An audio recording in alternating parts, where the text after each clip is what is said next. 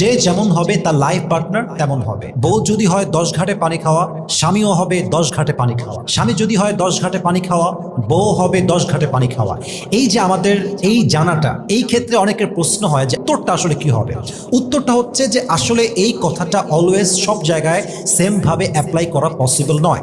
যেমন আপনি খেয়াল করেন, ফেরাউনের মতো জঘন্য দুশ্চরিত্র, এর চেয়ে নিকৃষ্ট কোনো পুরুষ কি আল্লাহর জমিনে দ্বিতীয়টা আর কেউ কি আছে যুবক ভাইরা? তার ঘরে আল্লাহ তাআলা আসিয়া আলাইহিস সালামের মতো পুত পবিত্র নারী দান করেছে।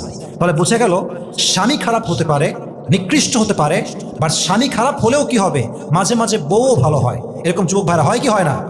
অর্থাৎ স্বামী খারাপ হয়েছে মানে যে বউ একদম খারাপ হবে তা নয়, মাঝে মাঝে স্বামী খারাপ হয় বাট বউ ভালো হয়।